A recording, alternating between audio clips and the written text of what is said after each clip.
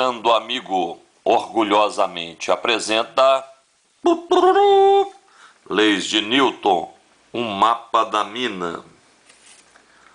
Até agora tivemos 11 videoaulas, essa é a 11ª de Leis de Newton.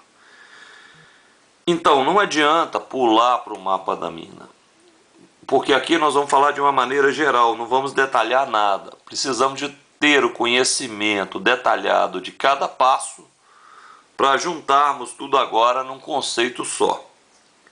Vamos lá então. Bem, primeira coisa que a gente tem que fazer é identificar a superfície onde o bloco está apoiado.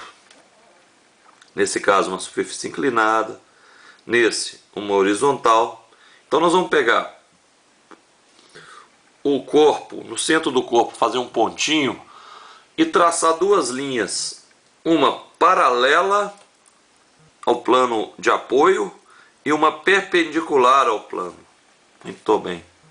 Aqui estão. Paralela ao plano de apoio, não é? O que chamei de X. E perpendicular ao plano de apoio. Muito bem. Agora, nós vamos verificar se existe alguma força que está inclinada em relação ao eixo X e Y que nós fizemos. Por exemplo, no plano inclinado, a força P vai estar inclinada em relação aos dois eixos.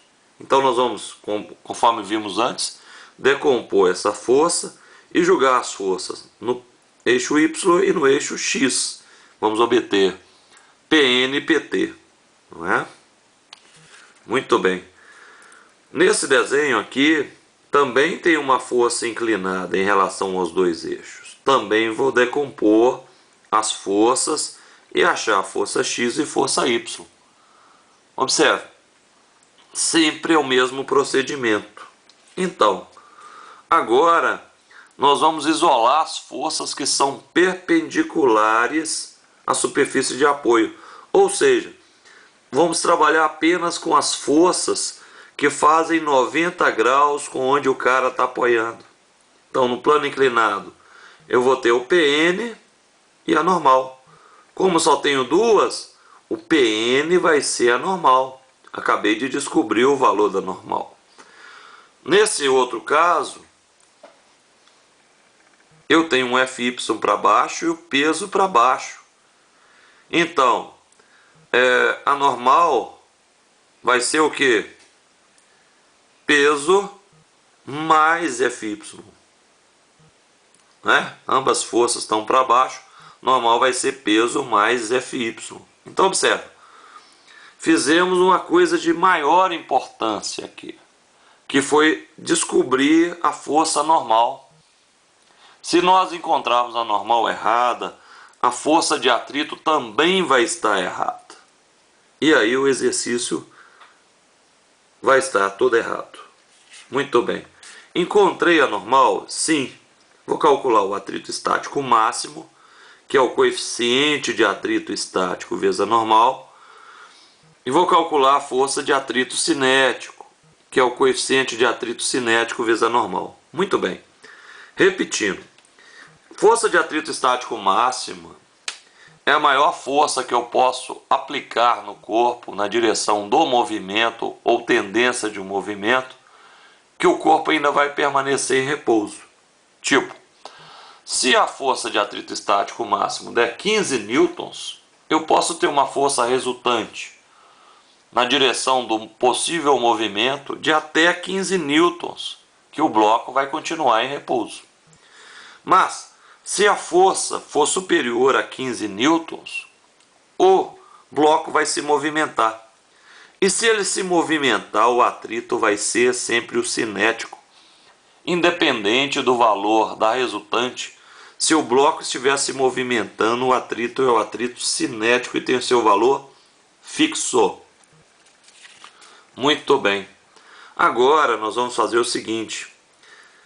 Para calcular a normal, nós isolamos as forças perpendiculares ao plano, não foi? Agora nós vamos isolar as forças paralelas ao plano e vamos encontrar a resultante delas para verificar o estado de movimento, não é?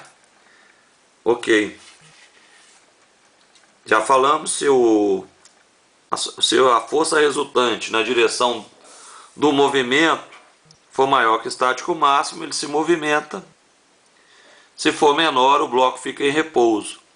Se o bloco estiver em repouso, não necessariamente o atrito que vai atuar sobre o bloco vai ser o estático máximo. Se o bloco estiver em repouso, o atrito que atua sobre o bloco é o atrito estático, ou o estático máximo, que vai ser o valor para zerar a equação. Por quê? Se o bloco estiver em repouso, ele está em equilíbrio. Nesse caso, a soma das forças tem que dar 0. Acabei de falar, não é? A força de atrito, para representá-la no desenho, ela sempre vai estar no sentido contrário ao deslizamento, ou tendência de deslizamento, ok?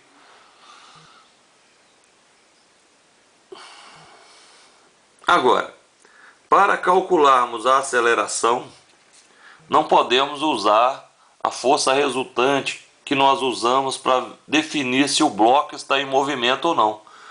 Para calcular a aceleração, a gente precisa de inserir a força de atrito para calcular a aceleração. Então nós vamos inserir a força de atrito no desenho. Repetindo, ela vai ser sempre contrária ao deslizamento ou tendência de deslizamento.